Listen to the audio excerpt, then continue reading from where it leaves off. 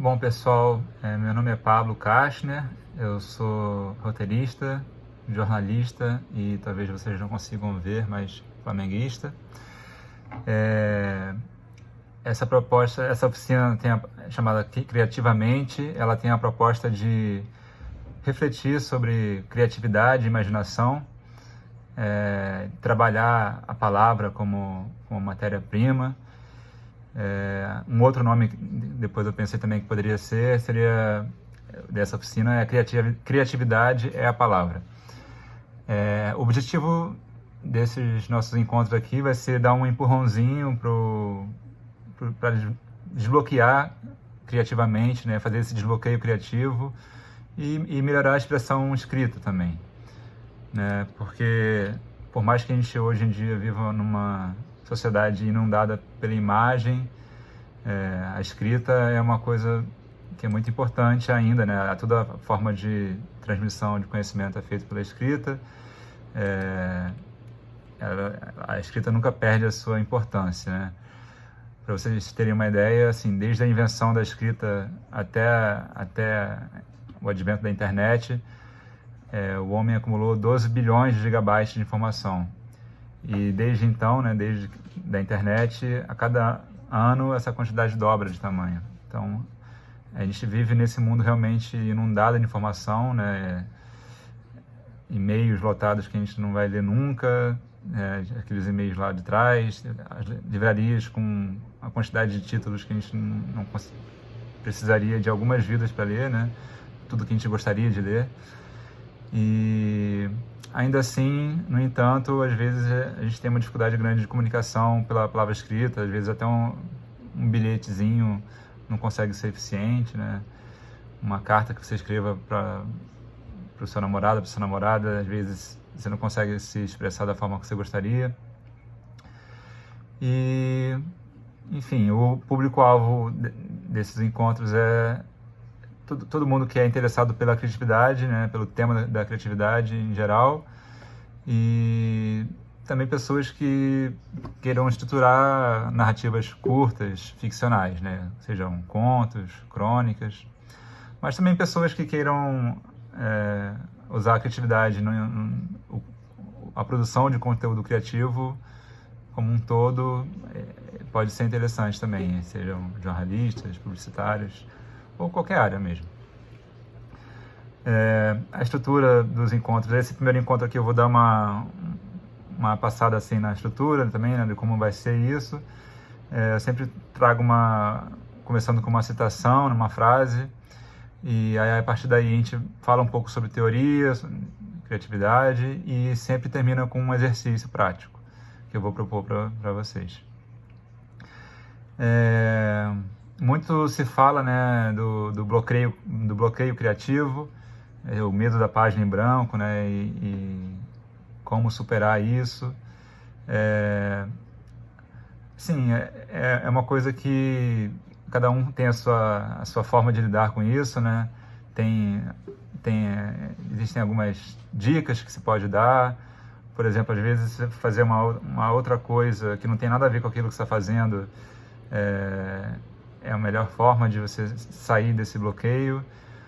Por exemplo, você está trabalhando, geralmente assim, né, escrevendo envolve um trabalho intelectual, então às vezes é até melhor sair para um trabalho manual, lavar uma louça, às vezes até você pode ter a ideia que você estava empacado ali num outro ambiente. Ou seja, ou dar uma volta também, você sair, ver a natureza, isso te refresca um pouco. Lavar uma louça, quem sabe. Tem um método, o Sherlock Holmes, ele descansava de um trabalho no outro, né? Como ele tinha muitos casos, então às vezes se ele estava saturado de um caso, ele sei lá, se envolvesse componente químico, sei lá, ele ia para um outro caso que não tinha nada a ver, e às vezes naquele outro caso ele tinha um insight pro anterior. Então às vezes isso ajuda também. A criação, né, ela envolve você ir do caos para a ordem, né? A criatividade ela tem esse momento da piração, né, de você não ter amarras no pensar ali, muita gente usa o brainstorm, né, o toró de palpite, como um método, ou seja, ali você não pode ter nenhuma censura, nenhuma amarra, porque é justamente a partir daí que vem as ideias, elas vêm desse caos, e depois você tem que ter o processo de elaborar e transformar esse caos em ordem, né? Também não adianta nada você criar ideias estapafúrdias ou desconexas se aquilo não tem um fio condutor.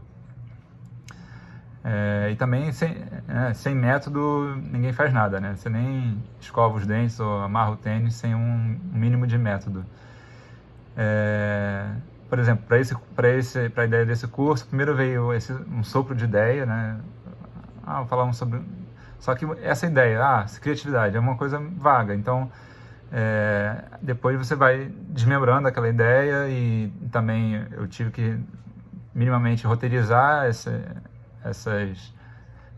nossos encontros, porque senão fica um apanhado de coisas desconexas, né? Ou seja, a criação ela envolve esse momento, tanto esse primeiro momento de dispersão, que são de onde vêm as ideias, né? E as ideias podem vir de muitos lados e não existe uma regra realmente, e também depois de conversão, né? Para que aquilo faça algum sentido e possa sair do papel, né? Ou no caso de quem trabalha com escrita, não precisa nem sair do papel, né? É uma vantagem que tem essa peculiaridade, né? A gente não precisa que as ideias saiam do papel, justamente para lá que elas vão. Mas falando um pouco ainda sobre a coisa do bloqueio criativo, eu vou propor um exercíciozinho aqui de desbloqueio criativo, que é uma coisa bem simples. Você anota num papel o seu nome, com letras grandes, assim, pode ser minúscula ou em caixa capital, e aí a partir desse... Vou escrever aqui meu nome, Pablo, num papel. Tá ao contrário aí para vocês, mas... E aí a partir dessas letras, em cada letra você vai escrever vai desenhar, fazer um desenho a partir de cada letra. Ou seja, no P, eu, sei lá, vou desenhar uma mulher grávida. Eu botei um bonequinho aqui, meu desenho é bem tosco, pode ser esse desenho de bonequinho mesmo. E faltou a perninha aqui, mas enfim, a ideia é essa. Em cada letra você vai, aqui no A poderia ser uma cabana, por exemplo, fecha aqui e vira uma cabana. E assim sucessivamente, né? Em todas as letras. A partir daí, quando você tiver todas as letras do seu nome preenchidas com desenhos, e os desenhos não podem ser mal feitos, podem ser, né, não tem nenhum critério muito rígido. Você vai ter 5 figurinhas, né? Então, a partir dessas figurinhas, você vai criar uma história usando esses elementos. Ou seja, usando a mulher grávida, usando a cabana, e assim sucessivamente. Você vai ter um número X, né, dependendo do número de letras do seu nome, e com esses 5 elementos você vai ter que fazer uma história. Pode ser uma história curta, nada muito elaborado, e uma história que una esses 5 elementos. E não precisa ser na ordem das letras do seu nome, não. A cabana pode vir antes da mulher grávida, e assim sucessivamente. Esse exercício é uma coisa simples, assim, mas é só para mostrar como que o ser humano ele tem um instinto natural de criar narrativas juntando coisas até às vezes díspares, né? E a gente tem é próprio do ser humano a gente faz histórias a partir de coisas desconexas. Ou seja, não é tão difícil, né? A gente pode começar de um exercício bem simples como esse, e aí você já tem uma história usando esses 5, no meu caso 5, porque eu tenho 5 letras, mas quem tiver mais, usando esses elementos do seu nome. E é um primeiro exercício aí, fica proposto para vocês, tá bom? A gente se vê no próximo encontro.